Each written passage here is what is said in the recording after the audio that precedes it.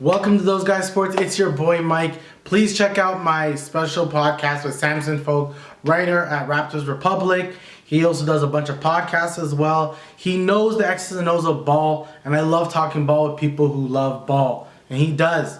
If you want to check out his content, please check it out. I have his latest article right below. Make sure you guys read it. Listen to his podcast as well. He is a great Raptors writer and a great Raptors podcaster as well. Does a bunch of quick reactions after Raptors games. Make sure you guys tune in, watch it, and watch this as well. And I'll talk to you guys again soon. Peace and enjoy. All right, we're going to interview with Samson Folk. I will start off with saying thank you for joining. Thank you for joining. I do appreciate it. It's hard not to mention what just happened with Pascal. So as I'm going to hopefully post this on Friday, and everyone's going to talk about All-Star. We see it in Twitter and everything. What are some of your thoughts? So my initial thought is that it was a snub. As far as Tyrese Halliburton, Drew Holiday, Jaylen Brown, I think that Pascal Siakam is having a better season than all three. And then if you want to talk about front court guys like Bam and Julius Randle, I think that Pascal Siakam is a better player. Now, Pascal's been slumping for quite some time. We can get into why that's been the case a little bit, but I don't think it's been for as long or to the degree that would lose him out on an all-star spot. But when you look at the records, the Bulls have the same amount of wins as the Raptors, but they have 3 games in hand. The Lakers have one more win than the Raptors, and they have, I guess, 2 games in hand. If Pascal were selected, he would have been representing the worst team at the All-Star game because nobody who has a worse record than the Raptors, honestly, was even in contention. Nobody from Orlando, Wendell Carter Jr. is not getting gassed. Paolo Banchero is not getting gassed. So Pascal would have represented that end of things. I think that's largely what coaches probably leaned on, and it hurt him bad. And there's a statistic that's kind of like a technicality now since he's at 24.9 points per game. By the time the votes came in, which was before last night, he is, based on the voting, the only player to ever average 25, 8, and 6 and not make the All-Star game. So there's some stuff going on. It's a tough pill to swallow for sure. And the thing is, everyone always says, "Oh, you can't talk and complain about it because you got to take somebody out." But we can talk about Halliburton, even though I think he has had a pretty good season. I believe he's still averaging the 10 assists, even though he's been hurt. And then you have Drew Holiday. I think to me he's like the biggest surprise. But even for front court, the fact that DeMar, I think we all agreed that DeMar deserved it. But then you're thinking about DeMar's year and Pascal's year, and you're like, no, Pascal deserves it more than DeMar. We see Pascal getting his recognition. We are all thinking this is an all NBA type season, but it's like we all as fans recognize that this season, even though it's all NBA type, he's not going to make all NBA this year. The record is just not going to help him.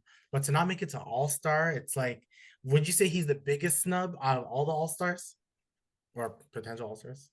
I guess he's probably in consideration for it. Maybe some people would think De'Aaron Fox. Maybe some people think Jalen Brunson. You could throw a Trae Young as well, right? Because Atlanta's not that bad. Atlanta has a better Trae Young, record I than don't Toronto. know. He's one of those guys I'm not sold. Never been. Okay. So you're out on Trae Young, but Yeah. I think the consensus would be that he's a pretty big snub as well. Of I course, guess yeah. thinking of it as far as the cachet that the players have and their statistical resumes, I would think that Trae and Pascal are the 2 biggest snubs for the All-Star game.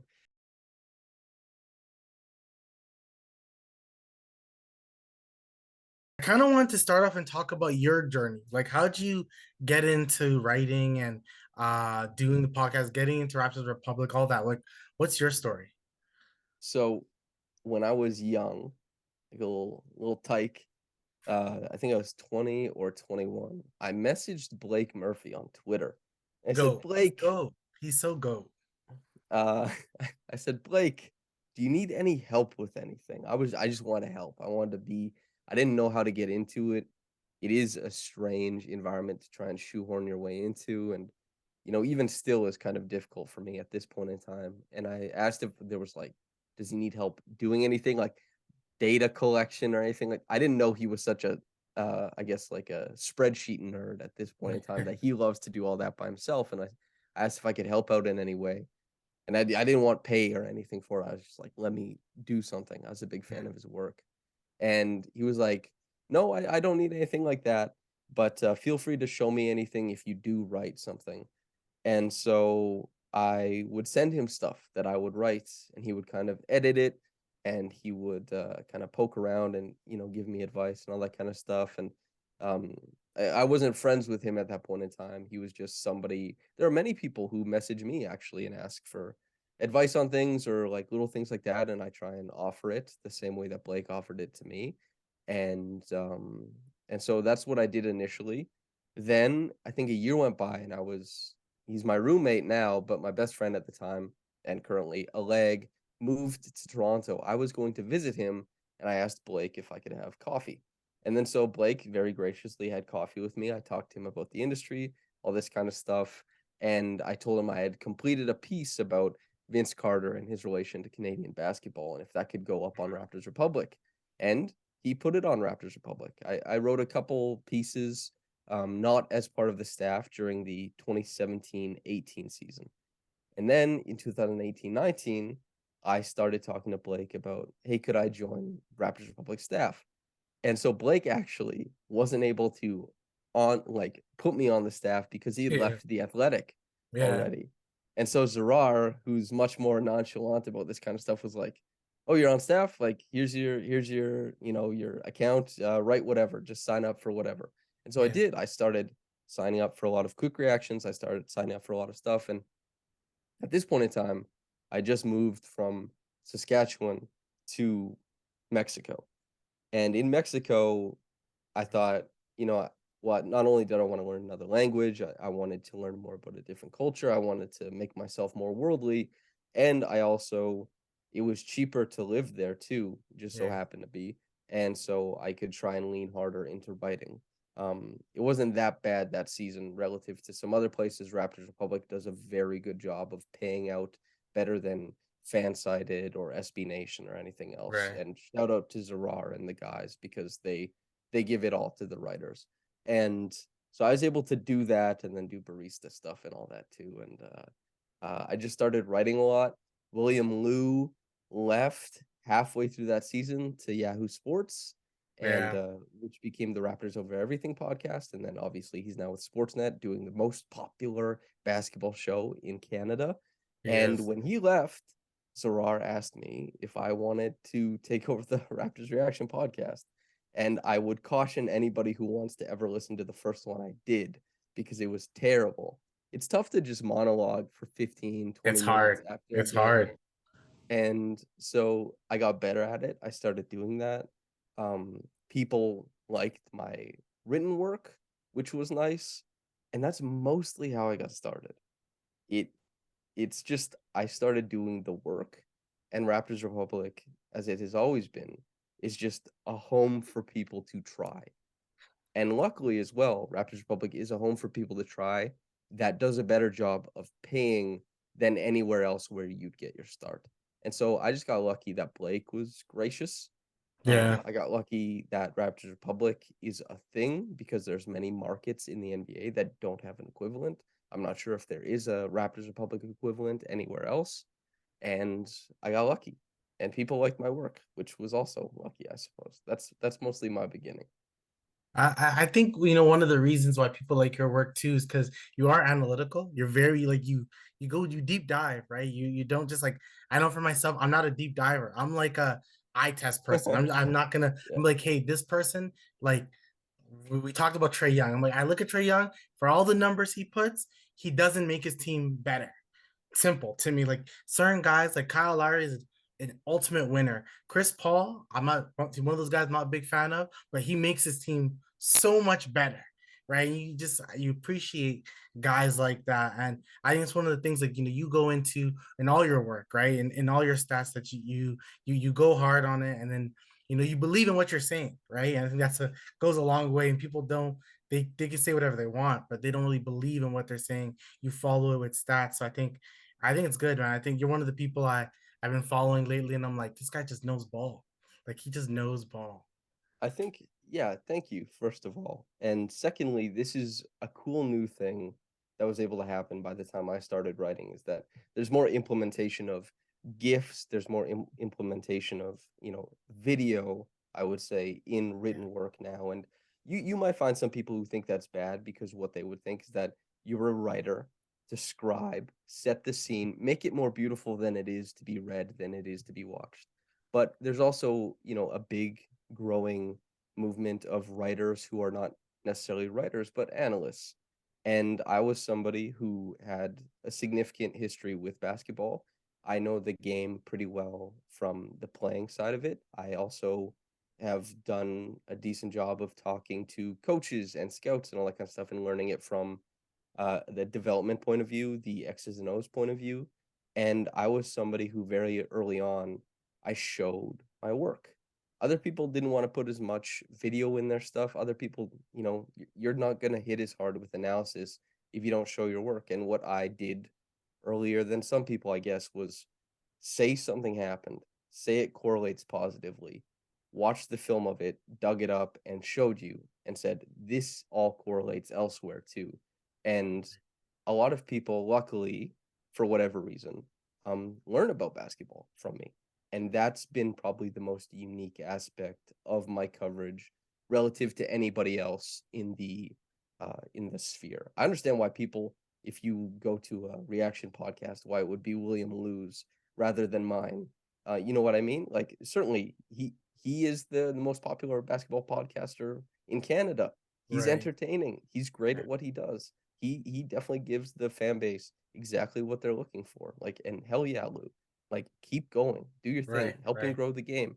For me, it's a little bit more modest. I focus on some points of the game that are not as accessible probably, but for those people who wanted to learn about that small thing in basketball, I guess my work, my podcast, that kind of stuff would be where you find it, which is smaller in scale, but the people who like my work typically really appreciate it, which is nice.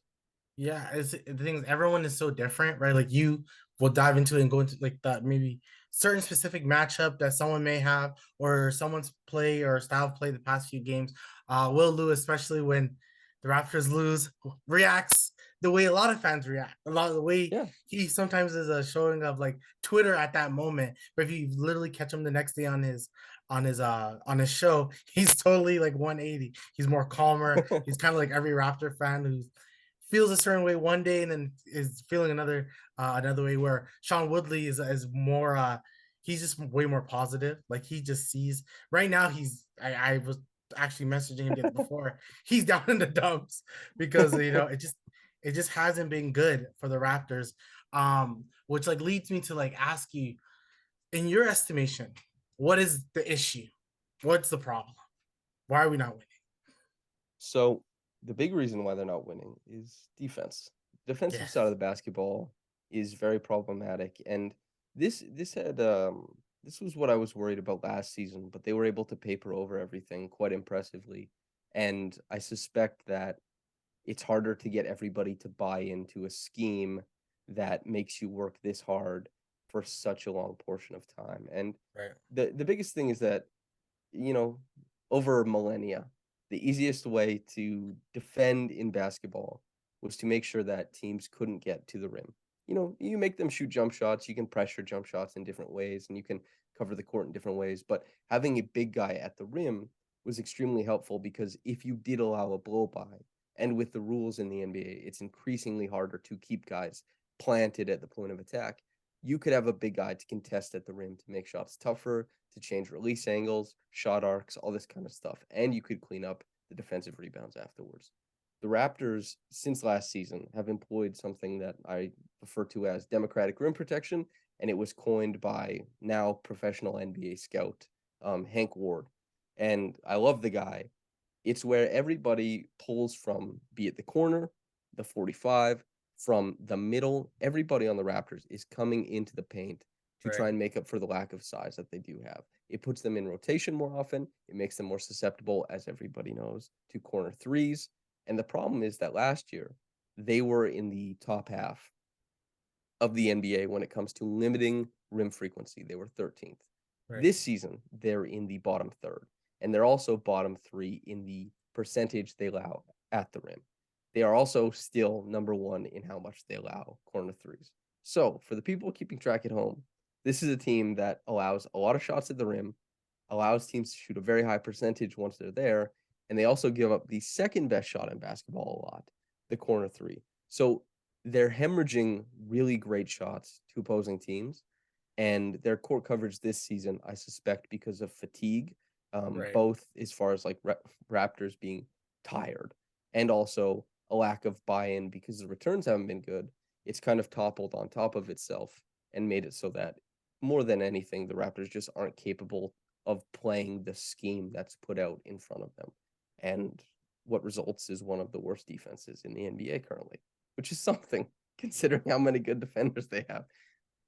Right. And then like the thing is like everyone talks about how good of a defensive team we have, like OG, Precious, Fred, Pascal, Scotty, like we have them. Like we have the identity of a good defensive team. And like you said, the scheme isn't great. So then everyone, this is why like lately you see reports of like Nick Nurse is being questioned. The team, even though we're gonna talk about the whole rumors thing, but there's so much question surrounding Nick Nurse as well and his type of defensive play. Do you feel like it's time that we kind of like be more I would say more relaxed with our defense, a little bit more not being so aggressive with our defense?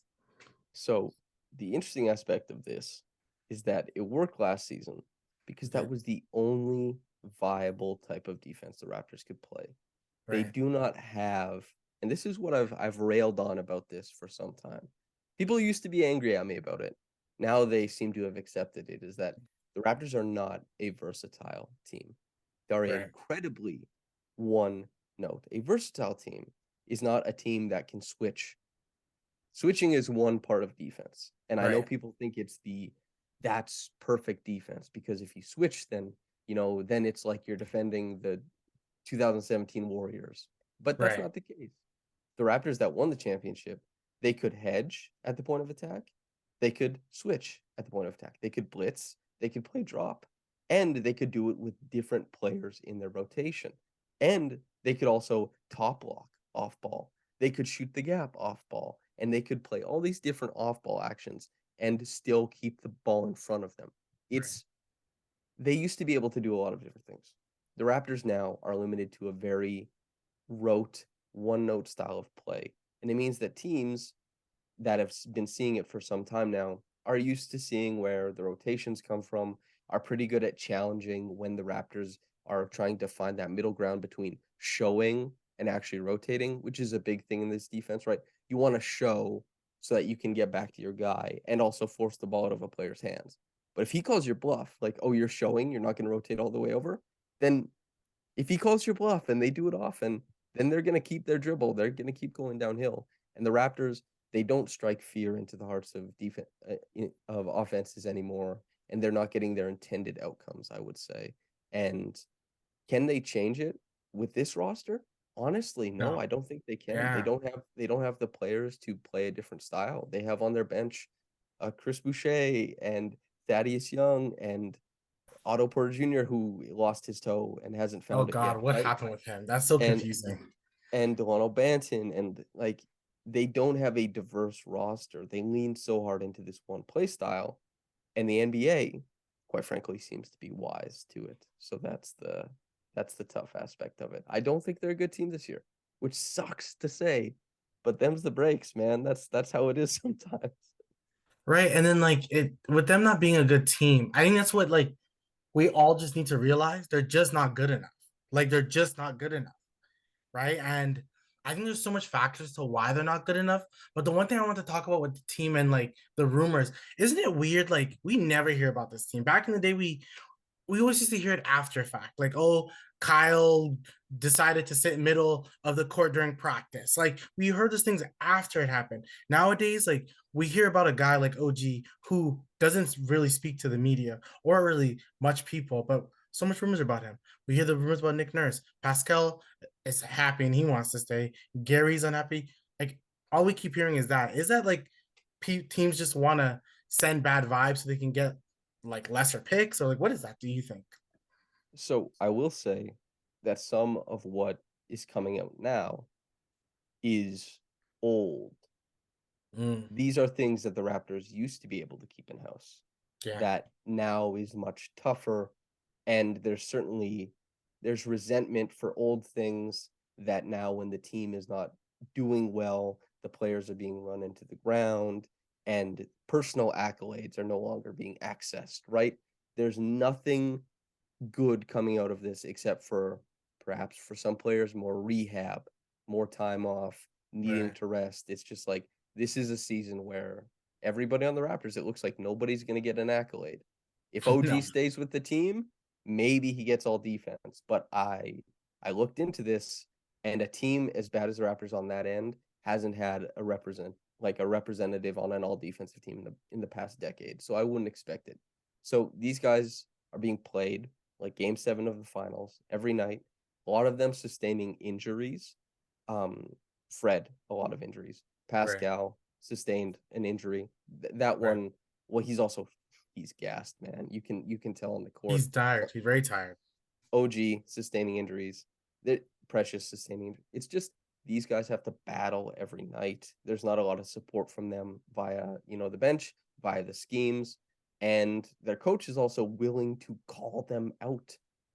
And in some cases where I don't think he should be.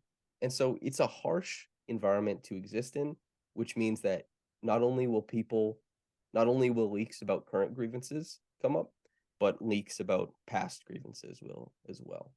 Is The thing my is, take on that. you just mentioned it now about Nick Nurse calling his players out. One of my last videos I made before I just stopped making videos was about DeMar DeRozan, right? And with DeMar, Nick Nurse, and this was right before he got traded for Kawhi. I did a video like Nick Nurse used to stop calling his players out the way he does, right? And I spoke about the fact that because he talked about DeMar and how DeMar has to play defense. If DeMar doesn't play defense on the team, it's not going to be good. That was like one of his first like entries to being a coach in the league. Like DeMar has to play defense, he has to buy in. And I'm like, you know what? Like, why don't you just talk to him about it?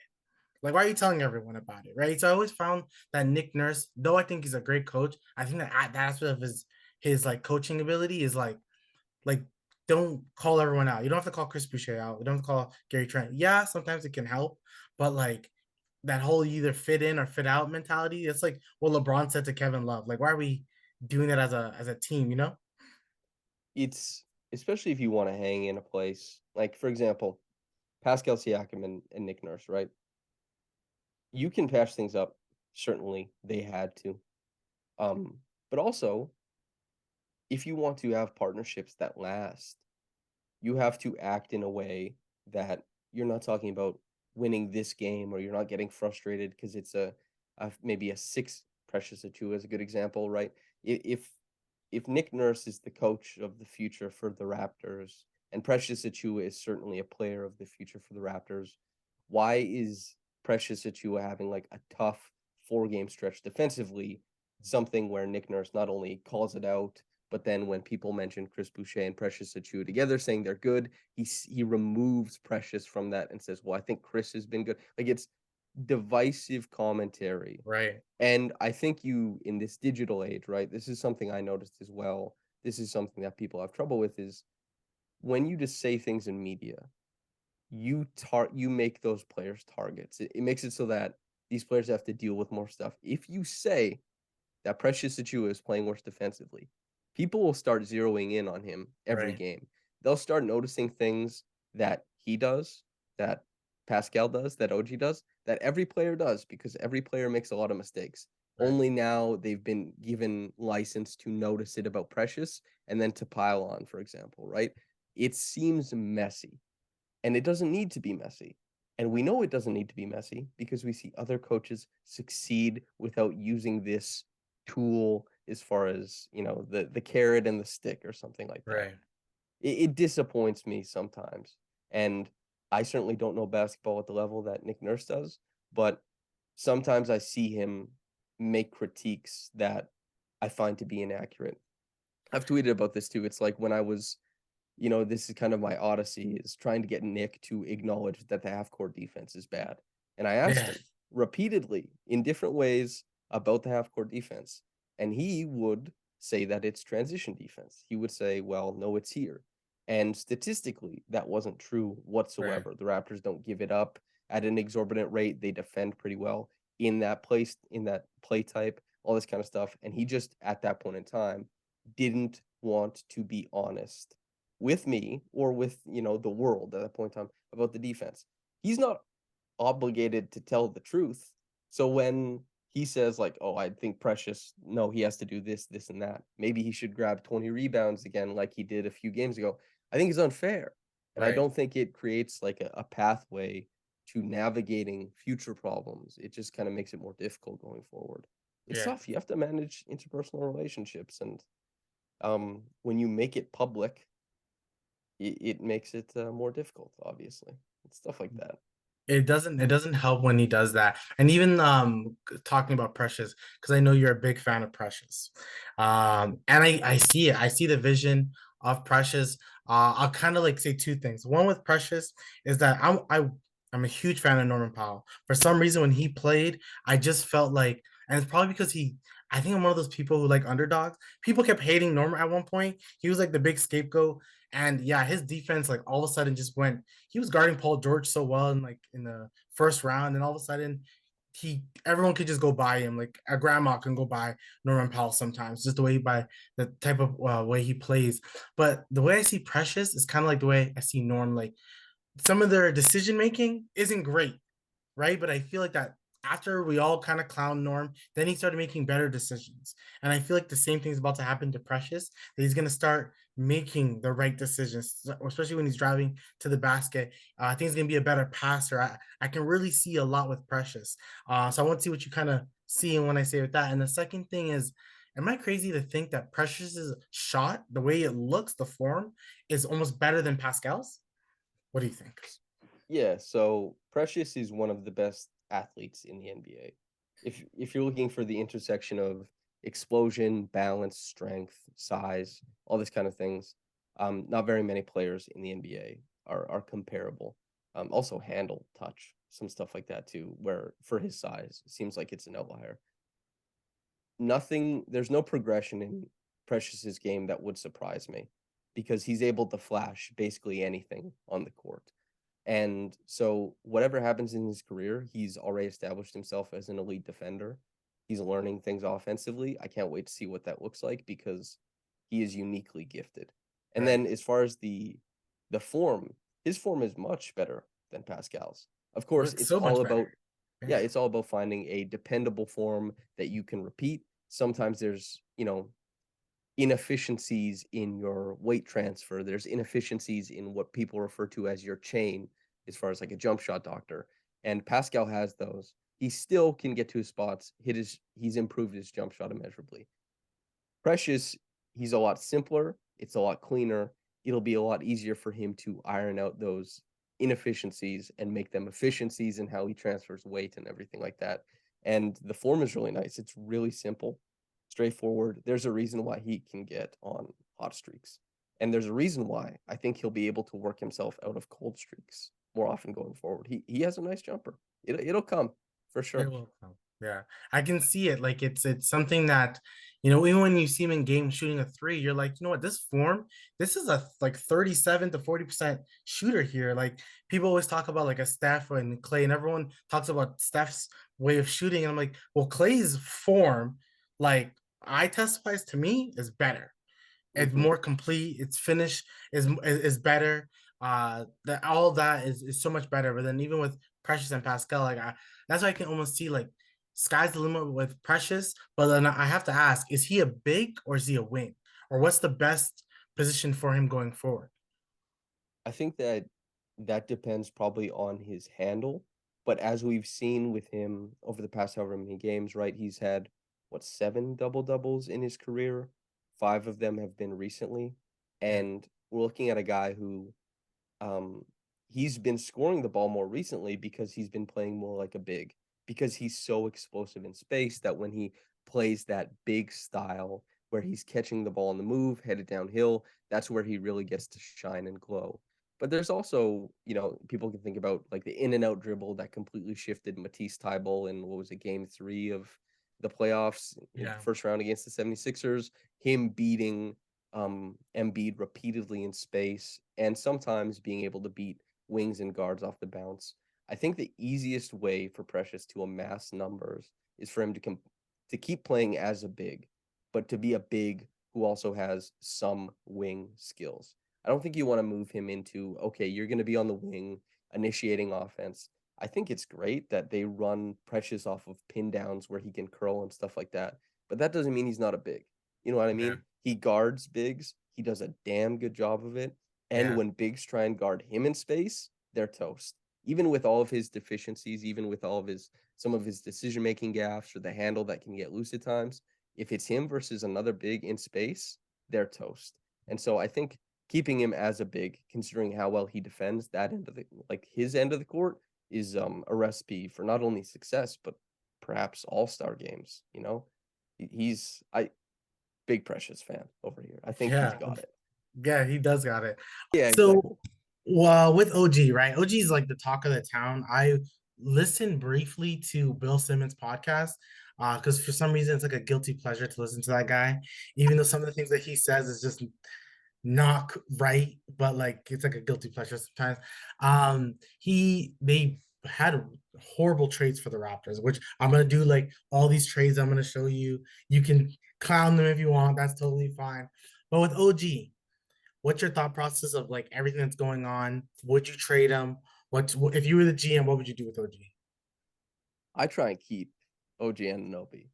Now, if OG is absolutely dead set on leaving Toronto when the time comes, then now I guess is technically a much better spot to trade him than next season, because more time on the contract means more return as far as Right. that goes.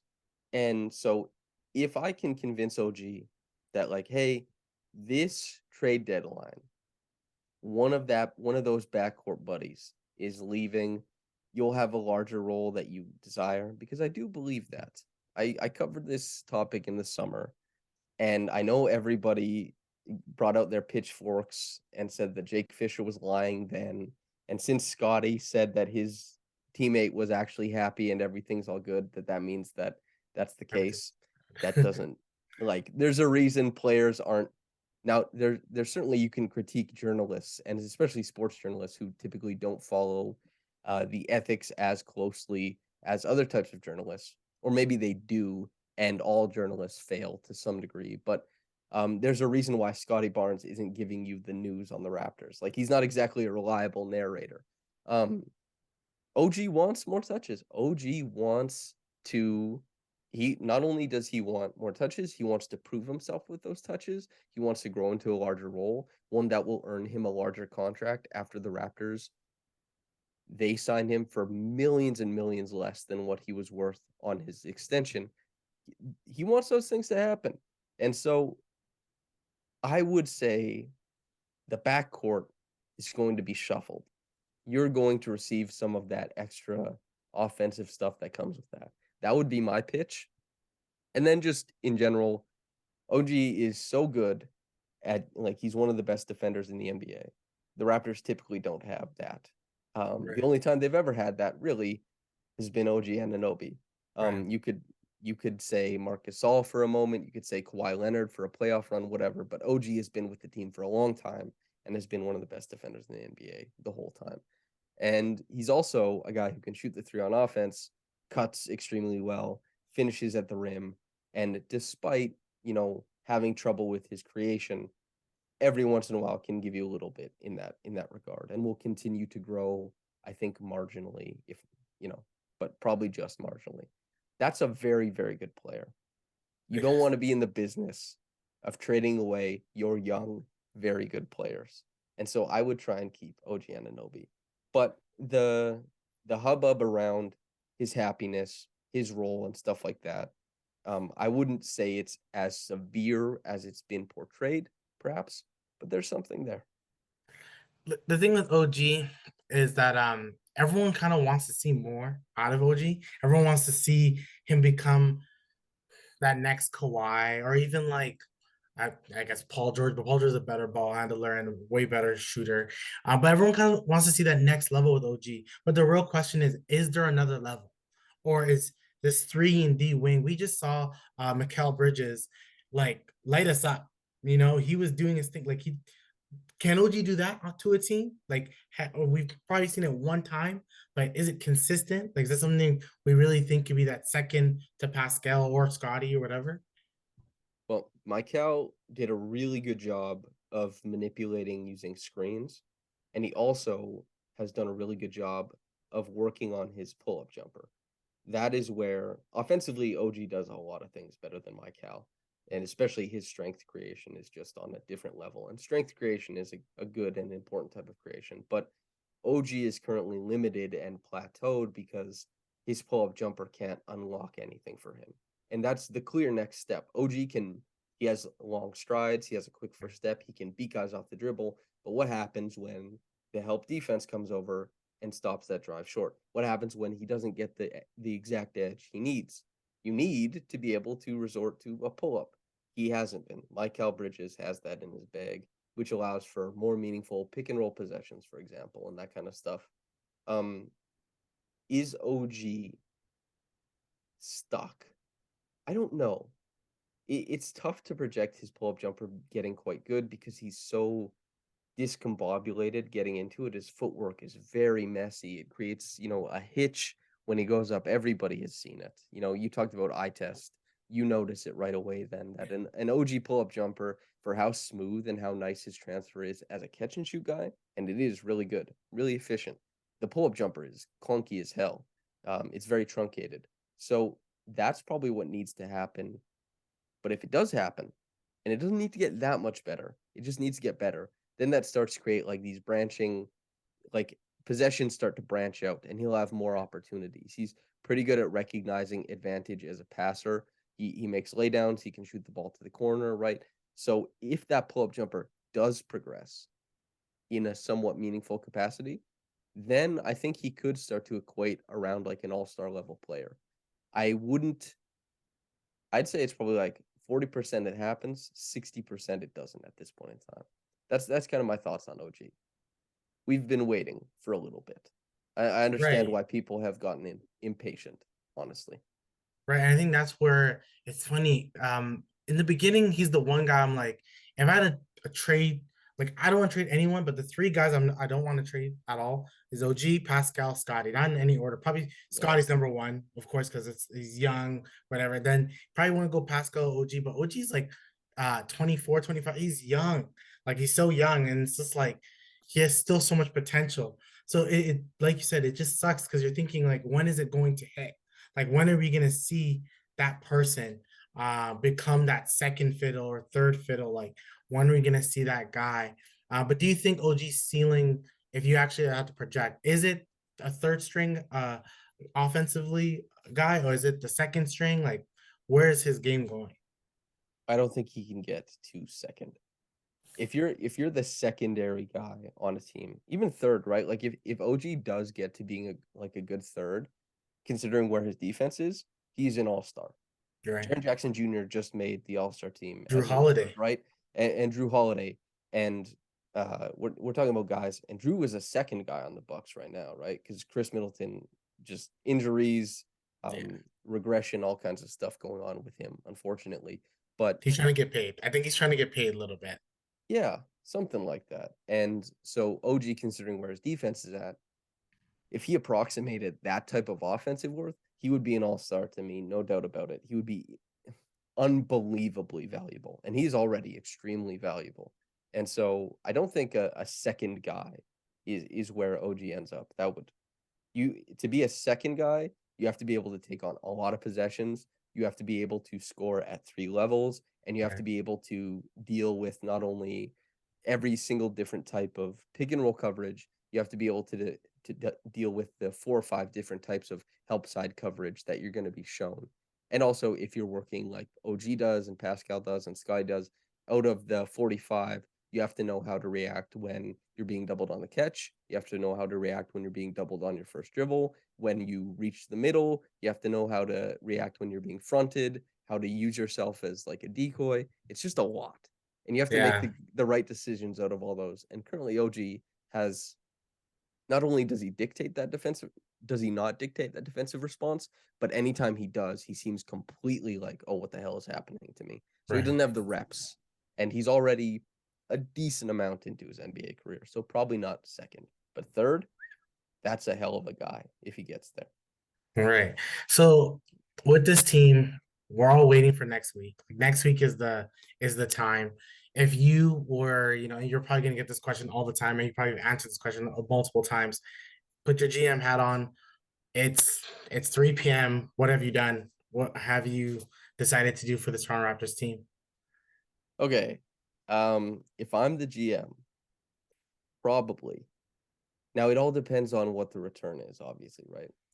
So can I add the caveat that I get, for anybody listening, what you consider to be a good return for these players, and then I trade them? Yeah. I trade Fred and Gary. Oh, you trade them both. I trade them both. Yes. Uh, and that's all about the deals you get, right? You wouldn't trade them Yeah. together. Okay. Yeah. Well, I mean, if you trade them together, and you'd probably get something quite substantive if you did trade them together. But this is why it's tough, right? Is like, you not only do you have to think who would you trade, but you have to think, well, what the hell is coming back, right? Because Right. is it the reported deal of like Jalen Suggs out of Orlando and stuff? Is it not actually the Jalen Suggs deal? Is it the Mo Bamba deal and stuff for Fred? For Gary, is it the late first round pick? It's tough to say. Right. If the deal coming back is what I deem good, if I find a good deal for those guys, I'm not super attached to them. Um, I guess for the future of this Raptors team, I suppose. I know one of the deals that I think it was Bill Simmons or Kevin O'Connor, who is like a genius. I'm surprised he even said this, but he said it was Fred and Gary for Russell Westbrook and the two first round picks, Right. unprotected. Like, is that a deal that you would make for those? I think we're almost giving up too much. So those first round picks, I believe, are 2027 and Like, 2029. correct. Yeah. So I absolutely would not do that because It's it's too far. LA. They very well, because of the how attractive they are to free agents, they could have another championship winning team by then. Yeah, they can get Like, Jason Tatum. Like, yeah, they could get anybody, yeah. honestly. People go to LA. And Yeah, they so, do. and like, I just think it's too far away. And then you're just getting Russ, basically.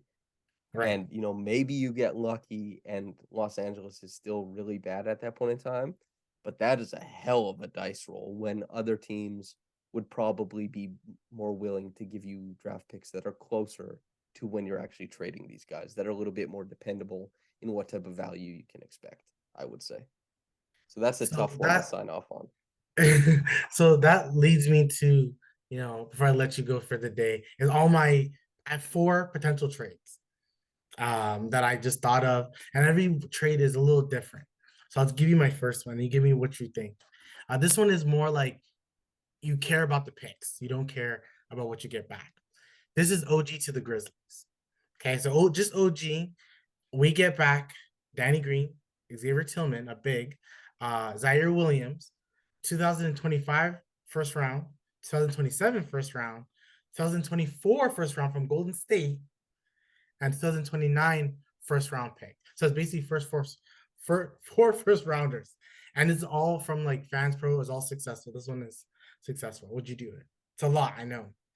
I guess you probably do that, I suppose.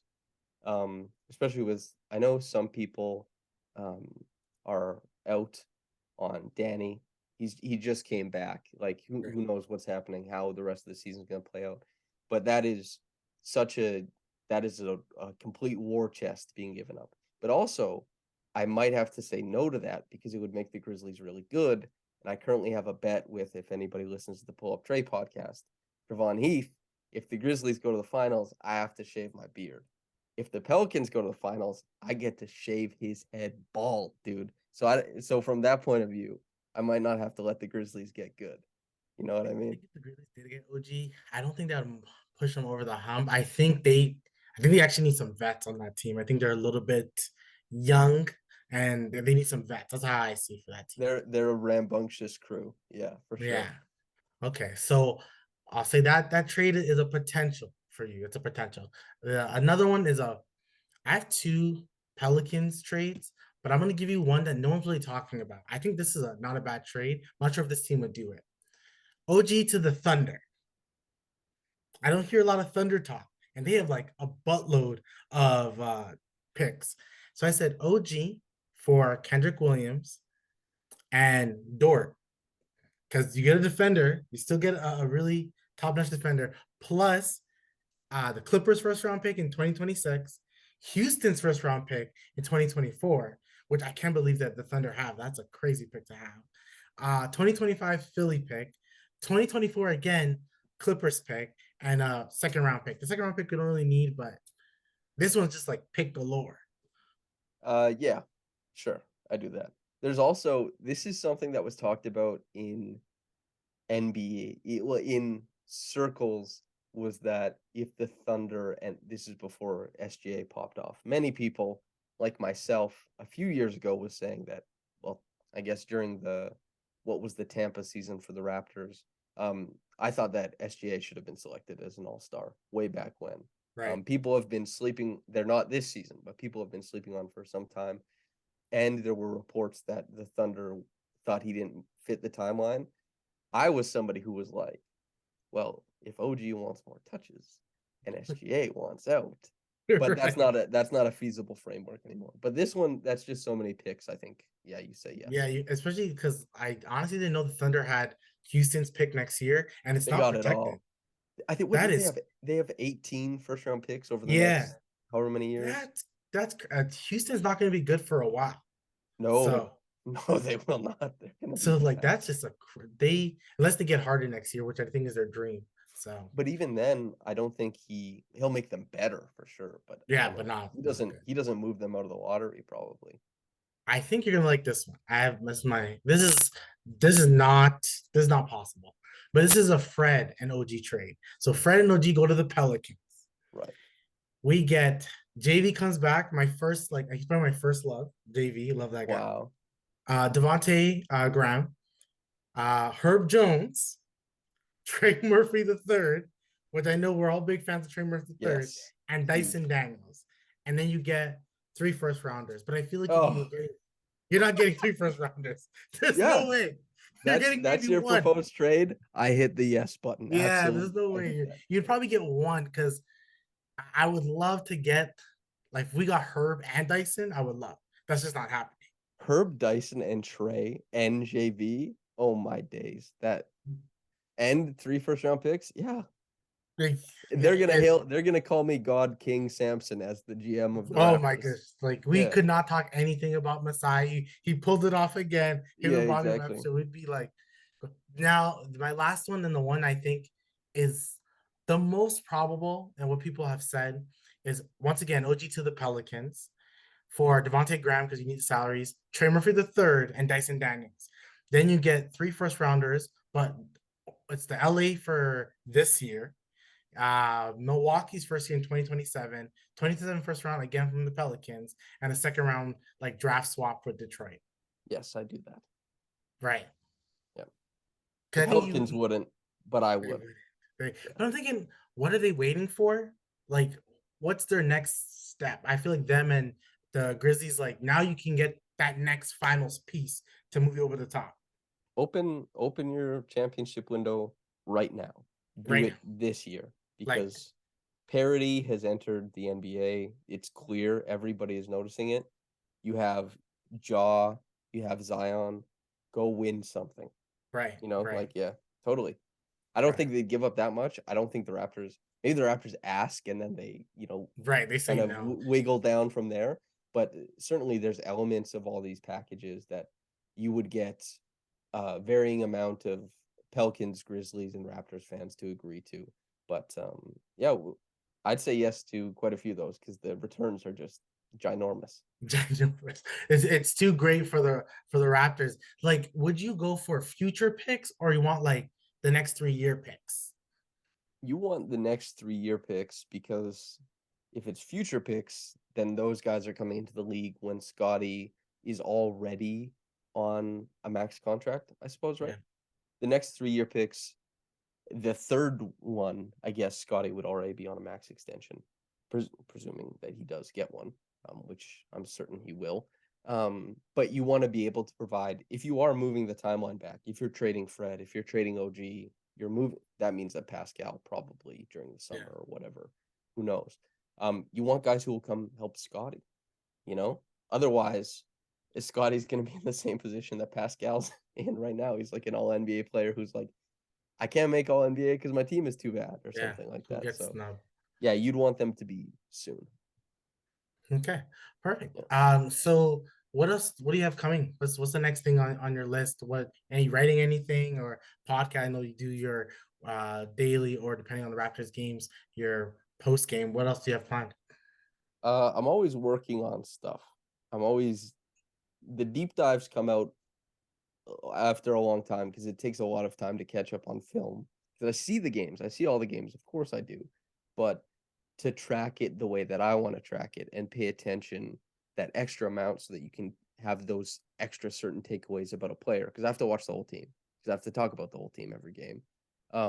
It takes some time to compile the film and then go through it all. I'm working on stuff, and then for the now sold out show Which at I'm Rivoli. sad about. I'm not gonna lie. I was gonna buy tickets, but I was gonna do it like on Friday, and I saw that it was sold out. I'm like, Pascal gets snubbed, then got sold out. I'm done. And yeah, for anybody who's listening, who's coming to that, I'll see you there. And as I said on Twitter, my promise is that as long as people want to keep talking to me after the show, I'll be at Rivoli till close for whoever wants to talk shop or, you know, ask me. Like, this is what happens at the Raptors Republic parties. Everyone starts asking me like specific technical NBA questions. They're like, okay, what's like flex offense? Can you explain that to me? And I go, okay, let me. And then so many fans, not fans, listeners, want to do something like that, or just ask me about how Mexico was or something. I'll be around. That's my plug, I suppose. Perfect. Well, thank you so much, Samson. I do appreciate you talking to me, do my podcast with me. I hope to speak to you again very soon. Hey man, you talk with me anytime you want. Thank you, Michael.